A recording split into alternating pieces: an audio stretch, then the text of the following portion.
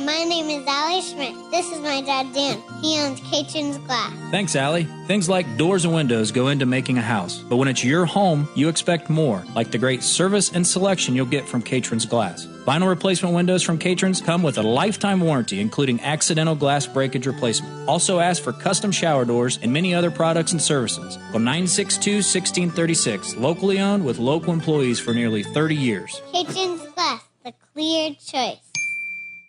Welcome to the BeTempered podcast, where we explore the art of finding balance in a chaotic world. Join us as we delve into insightful conversations, practical tips, and inspiring stories to help you navigate life's ups and downs with grace and resilience. We're your host, Dan Schmidt and Ben Spahr. Let's embark on a journey to live our best lives. This is BeTempered. What's up, everybody? Welcome to the BeTempered podcast, episode number 38. He almost said a half. Today, we're going to do a year-end review, kind of talk about the podcast, where we were, where we are, and where we hope to be going. So 2024, what a year. What a year. A lot of changes. A lot of changes. A lot of things, both with the podcast, with the business, with the farm. A lot of things happen.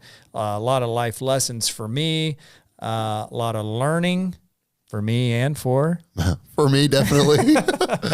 I mean, it's been 24 was a year of growth and a year of fulfillment, and a lot of that has to do with this podcast and. It wasn't really anything I anticipated. No. From our humble beginnings in the basement of my home, recording on an iPhone, hoping and praying that the sound was on and that it would work, to now we're in this major production studio at the Global Media Enterprise. With an executive producer. Kevin Shook, who's been amazing. And I'm still looking back. Are we sure this ain't 38? It might be 38, but there's one episode in there I'm not counting. So once again, 38. Okay. No, but we are so grateful. And so what we wanted to talk about, there's been amazing guests we've had on. And everybody's story is unique. And that's the whole purpose of the BeTempered podcast. I think for those listeners out there who have been listening throughout the whole 34 episodes in 2024, and a couple of them, a couple of my top ones that I'd like to hit on and go back to Brad and Evan. Yeah. Brad was the first one. Brad has been a family friend for a long time, a retired superintendent, and I felt like I knew Brad, but I that was the first time when we brought him on in the basement, and he told his story where it kind of clicked for me, like, okay, this is what it's about. It's about everyone has a story. You don't know what that story is. And Brad's story was one that shocked me because, his dad was an alcoholic. He was abusive. There was a lot of things that Brad and his brother dealt with growing up that, I didn't have to deal with growing up.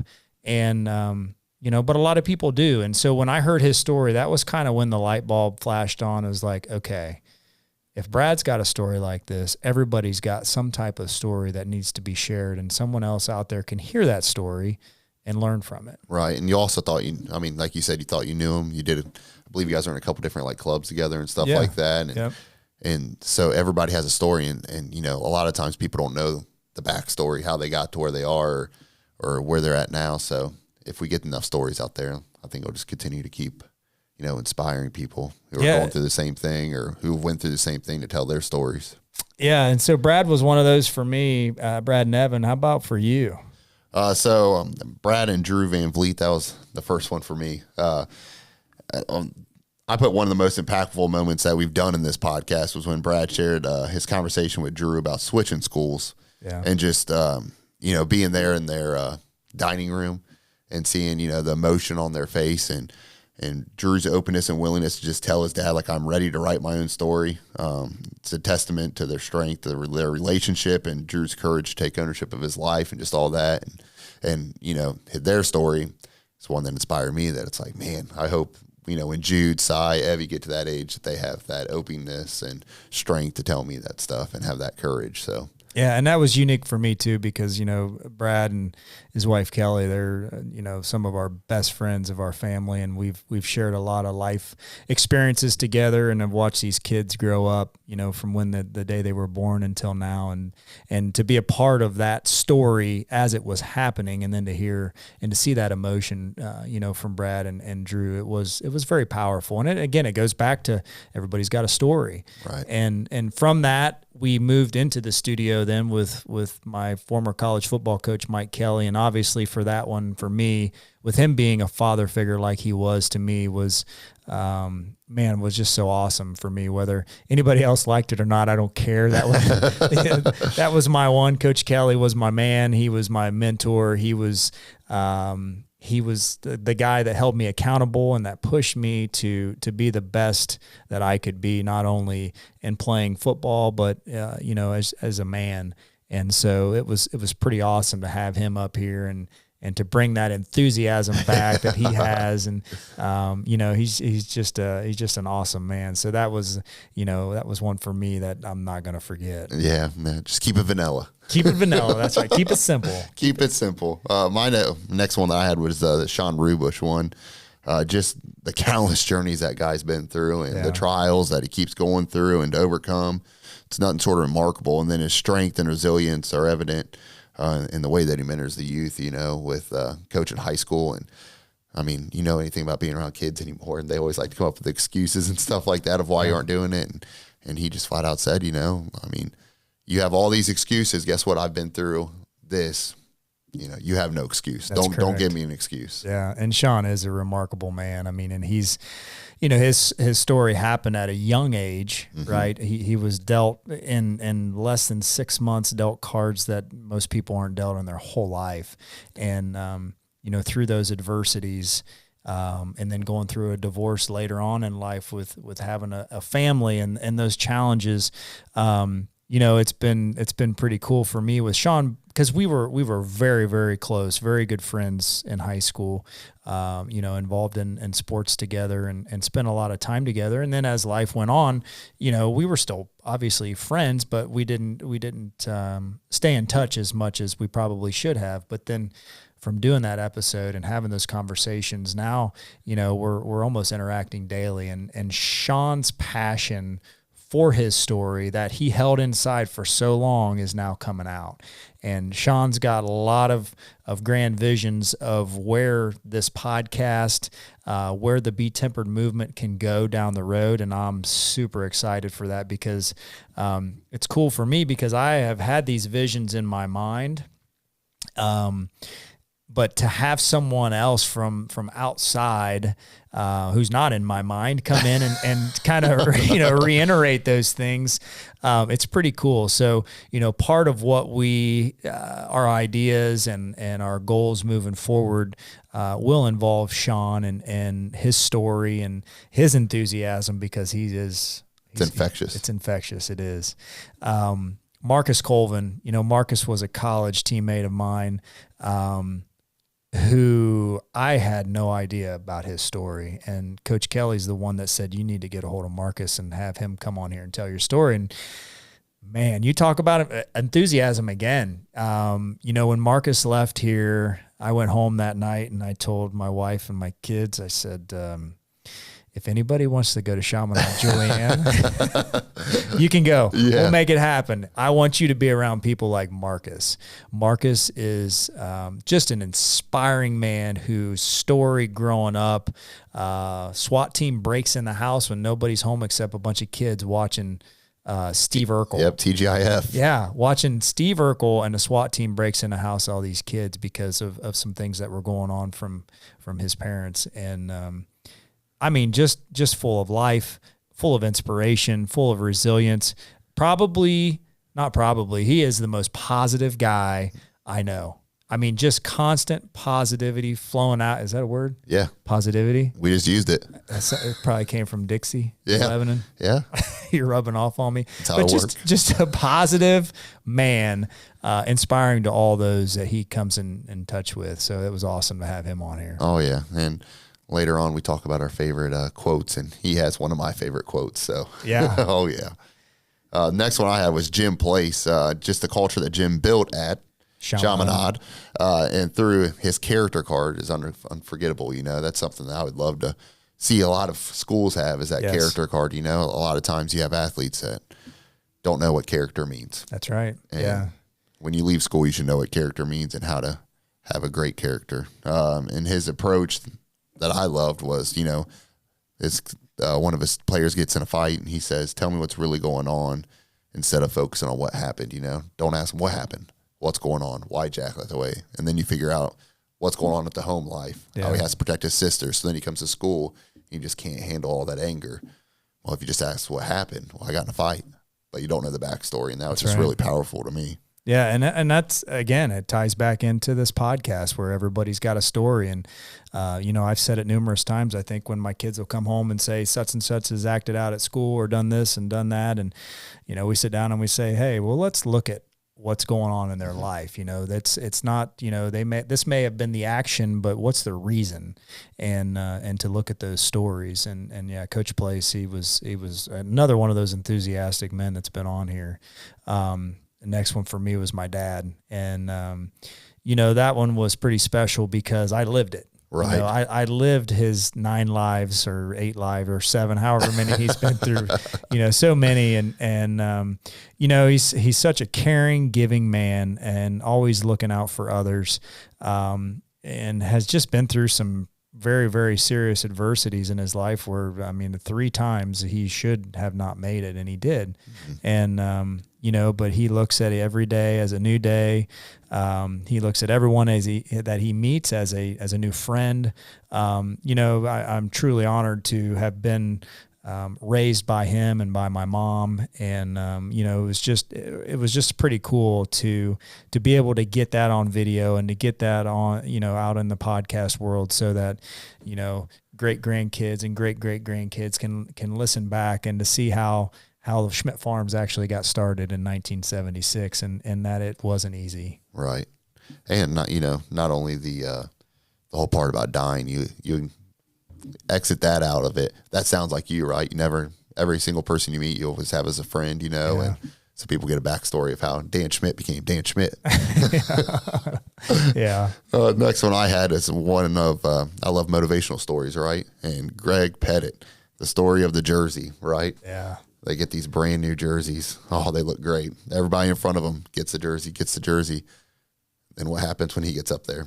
He gets handed an old raggedy one. And then he has to walk out. Was it family day, right? Yeah, parents' night. Parents' night. And he's out there and his dad looks at him and says, well, looks like somebody's got to work harder. And man, he said that day, that's when I became a football player. Yeah. Yeah.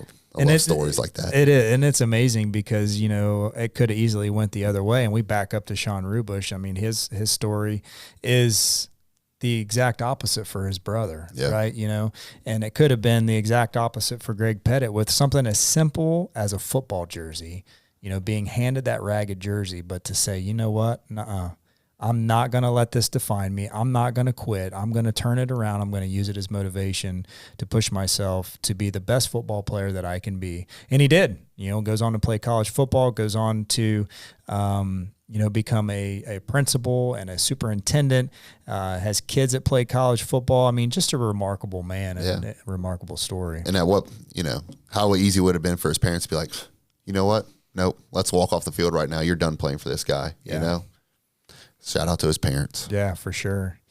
One of the last ones for me, Jason Koger, and I know you weren't here for that. I wish you would have been because that one for me was the most impactful because, you know, I had heard Jason's story, through the John O'Leary podcast, and was just blown away by the story. But then as I got to know Jason, reaching out to him, and they decided to come up here, and I get to spend 4 days with him, and we kind of made the tour of youth groups and went to the school and did an assembly, and just really got to know him as a man and his friend Jeff. It was like, wow. This is what life is all about, is taking a man who's lost both limbs, both of his arms, and having him share this story of, if I can do it, anybody can do it. But the most powerful part of that story for me was where Jason was in the hospital and he asked for his dad, and his dad comes in and has to tell him that they had to amputate your arms. And it's not how Jason reacted to it. I put myself in his dad's position, because at the time his dad had his own business and was in the middle of a lawsuit because a contract that he had signed with a company, they weren't paying him. They were withholding money. And I think about that as a business owner, and I think about the stress, the financial stress of dealing with that in a business and having employees and trying to figure out, we need to get this money to be paid so I can pay my employees and pay my bills. And then all of a sudden your son goes through this, what really should have been a major, major tragedy, loses his limbs, both of his arms, and he's the one to stand there and has to tell him that. And he says, I don't know how we're going to get through it, but we will. As a father and as a business owner, and as trying to put yourself in that position, man, that really, really hit me. Yeah. Just an amazing, perseverance, determination. And, and from that with Jason, he sent me a message yesterday. It was Christmas, and, he says, can't wait to get back up there and get our families together. And so it's grown into a friendship, and I'm excited to see where it goes, because Jason has an enthusiasm for life as well. And like Sean Rubush, he wants to do something more. And so it's pretty exciting to see that and to be a part of that. Yeah, I can't wait to finally meet him. Yeah, he's a great dude. Yeah, the last one I had was Kelly Daniel. So, obviously growing up and seeing some of her health struggles and being along with her and Brad the whole time, going through and seeing the early on in school, you see Kelly going on the way on an ambulance, and then to hear her tell her story, and then just knowing the type of person she is, that just constantly, she could be on the way to the hospital and she's praising Jesus, Yeah. God's giving me the strength, and it's more people like that is what we need in the world. And Yeah, her enthusiasm for life. I mean, everybody that leaves an impact on me seems like they just have this enthusiasm for life. I mean, we're talking about a year in review, but we just interviewed a young man, that has an amazing story, and he's enthusiastic, and you look at somebody like that, and when you think, man, today sucks, or this happened or whatever, and you look at a kid like that and you think, man, he's positive. He's working hard to do the best that he can do with the cards he's been dealt, and it's just an awesome thing to be a part of. I agree. So, moving forward, some ideas that we have. I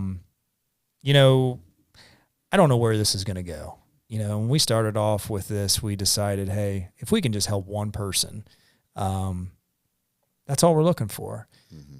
But man, when you get calls and texts and messages, it seems like weekly, sometimes daily, about how impactful a certain episode or a certain story was, it just makes you want more. Yeah. Right. It makes you want more of putting those stories out there to try to help people, because a lot of people are struggling in this world. We just came out of the holidays, which for our families is a wonderful time, of giving thanks, to our God and giving thanks for all the things that we have. But for a lot of people, it's not. Right. And so if we can share some of these stories in some way, shape, or form, that's kind of what we want to do. So we've got some amazing guests lined up, some amazing stories coming, and I don't know where it's going to go. I don't know what it's going to evolve into.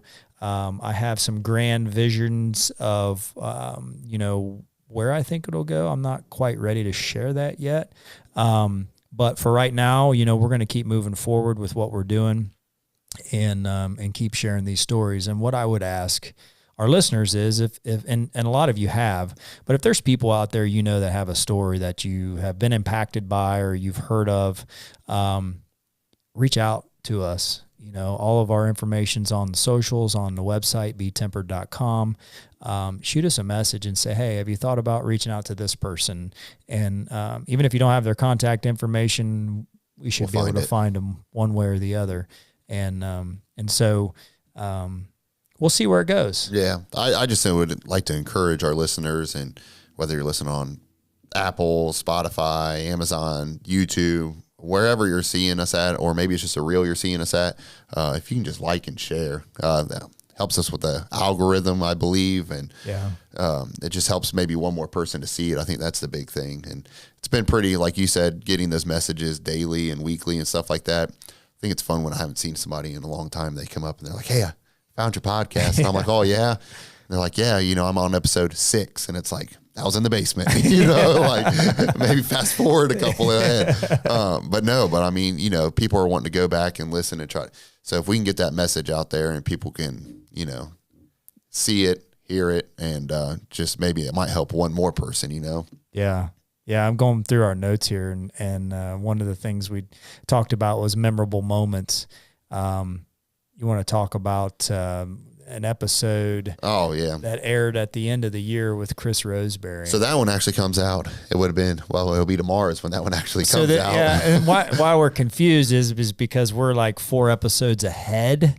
So Ben is always saying what episode number it is, and it's always it's always like a test for him. And which is usually easy when it's the next episode. It's like, oh, well, here we go. Number 36. This is easy until you got some in the bank. And then you got one that we didn't publish because Dan didn't want to publish it. That messed up the numbers to begin with. And here we are. Yeah, we can't all be perfect. Yeah, so no, but yeah, the Chris Roseberry one, that was one memorable moment for me. And that was just,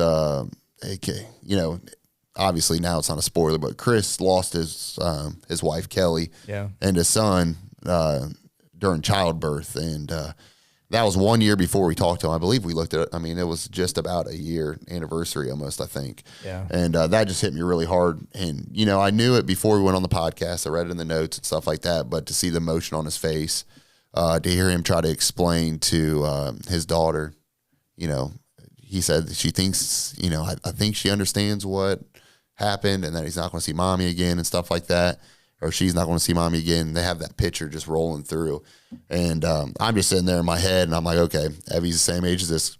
And then you got Lisa when she was pregnant with Jude. She kind of went through, I don't know how his wife died, but Lisa had HELLP syndrome, and that's where your body attacks your liver. And the only reason that it was that she found that she had it was she had a migraine for like a week. Well, it's her first pregnancy. Everybody's like, Lisa, it's part of being pregnant, So she went to the doctor and they're like, yeah, it's just part of it. You drink more water.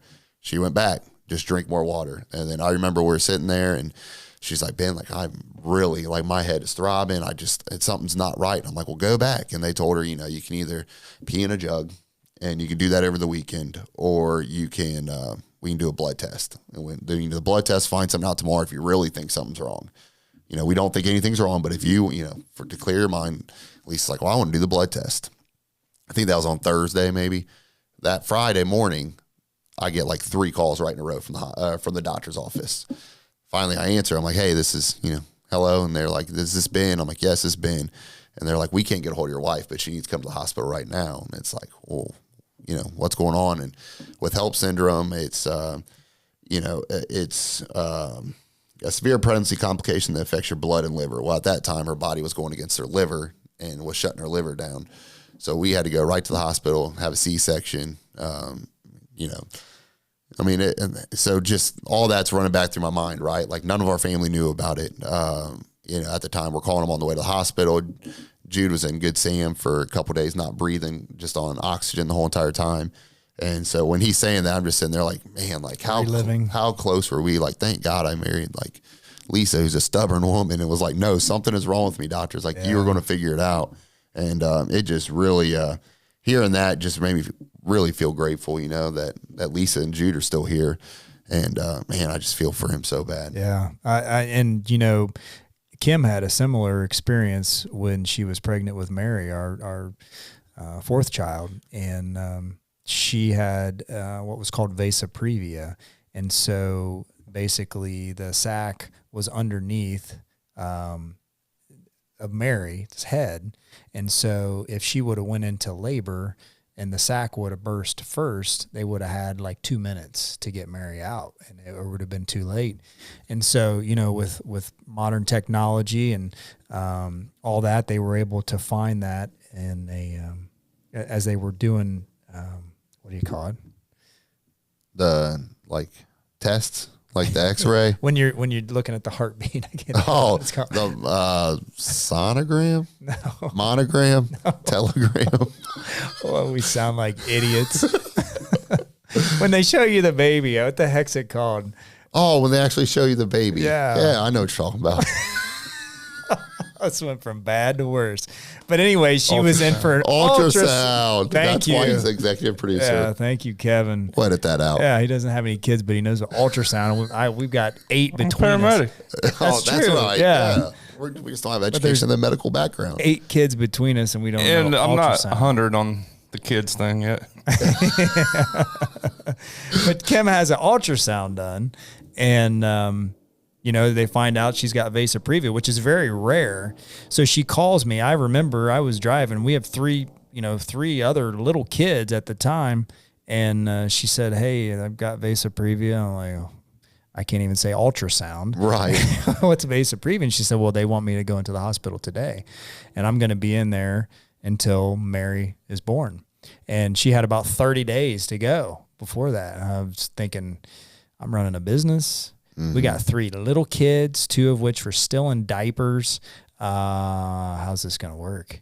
And so I remember where I was at when she called me, and she spent 29 days in the hospital, and Mary was born, and everything went good. They took her C-section, and we call her Miracle Mary because 10, 15 years prior to that, she wouldn't have made it. I mean, it all would have happened so quickly that it would have been highly unlikely that she wouldn't have made it. So I related to Chris's story as well, and just complete heartbreak when you read that. You know, when I read that in his bio, and then to watch him tell that, because that's tough. That's a tough thing, but he's doing a good job, and he's a good man. So that was a very powerful story for sure. Just one of those things where, you're lucky, I'm lucky. We're blessed that we found our best friends, and that's who we married. That's right. Like, I feel if Lisa wasn't here, I'd be in trouble. Yeah.